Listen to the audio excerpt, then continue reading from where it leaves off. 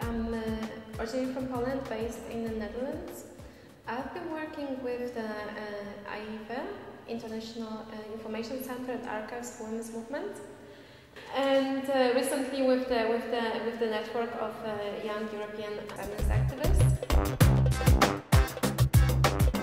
There are different levels of organizing.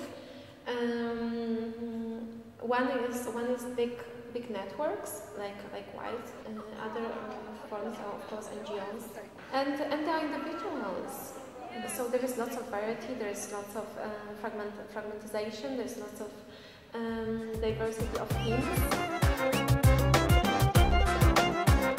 Well, it must come from the local levels. I mean, it must come because it must come from the people's experiences. But there are lots of, on the other hand, there are lots of organizations that work, that lobby, directly, for example, in Brussels, like European Women's Lobby, but on the other hand, they do have their local chapters, in European countries. So there's always, like this structure that comes down to the local level. And I think this is one of the principles of the feminist movement.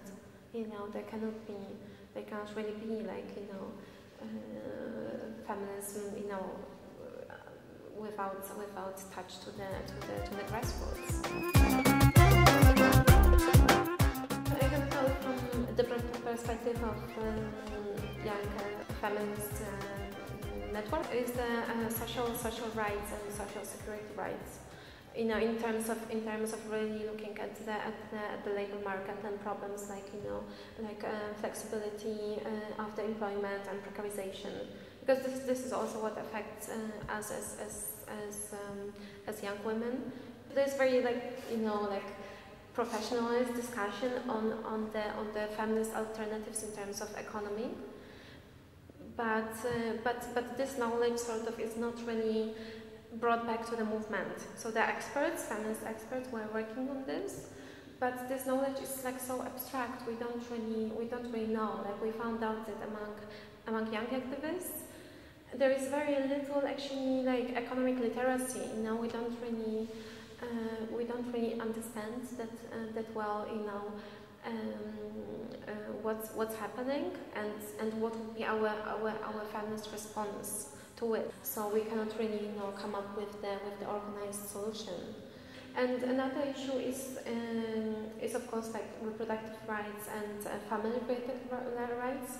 So actually really to put forward the legalization of different forms of family, the homosexual couples, but not only, also the single mothers, the grandparents with children, with raising their grandchildren, facing these really backlash policies in Eastern Europe, really anti-abortion law, and also really the tendencies are really to define family as the marriage of men and women. So really conservative backlash.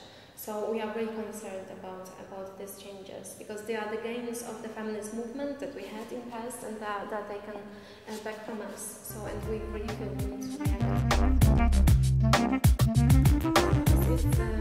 There are different realities, there are different living conditions in East and West Europe, but of course we really understand that the tendencies, they go through all the countries. It's not that backlash and conservatism is only in Poland. There is a very little political awareness of young women. That really they very often they don't see discrimination. They think everything is okay. They don't. They think that feminism is or think of the past, or it's not really relevant to their lives, and we really think that and this is feminism is political issues, political approach, and we really want to repoliticize this. So and really make young women aware, and also set example, because we really need some more feminists that are out, also in public sphere, because everything is sort of medialized, So and especially like the youth culture is really, if you are not on YouTube, you don't exist. So yeah, so it's like we really want to make it more visible. Sometimes organizations or setups that were established by feminists, which are now of the older generations.